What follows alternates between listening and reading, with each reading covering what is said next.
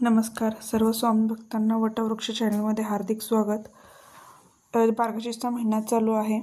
डिसेंबरच्या महिन्यामध्ये 4 तारखेला दत्त जयंती आहे। तर त्या दिवशी तुम्ही जर पारायण करणार असाल त्या दिवशी तुम्ही सकाळी लवकर उठा, स्वच्छ कपडे परिधान करा, पिवळे किंवा पांढरे कपडे जर घातलात तरी चांगलंच। देवघर स्वच्छ, स्वामी समर्थांची जर मूर्ती किंवा फोटो असेल तर त्याला स्वच्छ धुवून पुसून त्याला चंदनाचा टिळा लावा। त्यानंतर देवासमोर दीप, कर्पूर, पाणी, फळ आणि तुळशी वाहा।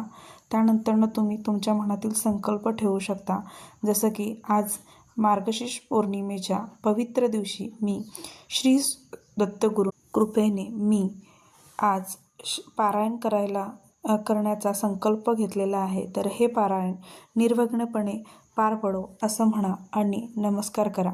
त्यानंतर दत्तांची आरती करा। श्री गुरुदेव दत्त असे 108 वेळा किंवा 11 माळ करा। मग पारायणाला सुरुवात करा। पारायण करतानाचे काही नियम आहेत ते करा। तुमच्याजवळ फोन असेल किंवा तुम्ही कोणाशी बोलणार असाल, TV टाळा। त्यानंतर कोणालाही बोलू नका फोनवरती वगैरे, रागाने बघू नका, भांडणं करू नका, मन शांत ठेवा। घरामध्ये काय चाललंय ते चालू द्या, पण मन शांत ठेवा। नंतर तुम्ही पारायणाला सुरुवात करू। पारायण करताना शक्य होईल तेवढं मन शांत ठेवा आणि एका दिवसामध्ये पारायण करण्यासाठी तुम्हाला 6 ते 7 तास लागू शकतात। त्यामुळे तुम्ही पूर्ण मन शांत ठेवून एकाग्रता होऊन हे पारायण पूर्ण करा। पारायण पूर्ण झाल्यानंतर तुम्ही कृतज्ञपणे प्रार्थना करा। दत्तगुरूंच्या चरणी इच्छा मागा, नैवेद्य ठेवा, इच्छा पूर्ण होईल। तुमची पुढच्या मार्गशीर्ष महिन्याच्या आधी तुमची इच्छा नक्की पूर्ण होईल।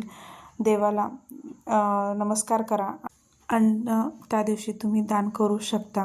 त्या दिवशी तुम्ही तुमच्या घराजवळ कुठलं दत्ताचं मंदिर असेल किंवा स्वामी समर्थांचं मंदिर असेल तर तिथे जाऊन दर्शन घ्या। त्यानंतर तुमचं पारायण पूर्ण होईल आणि देव तुमची सर्व इच्छा पूर्ण करतील। श्री स्वामी समर्थ।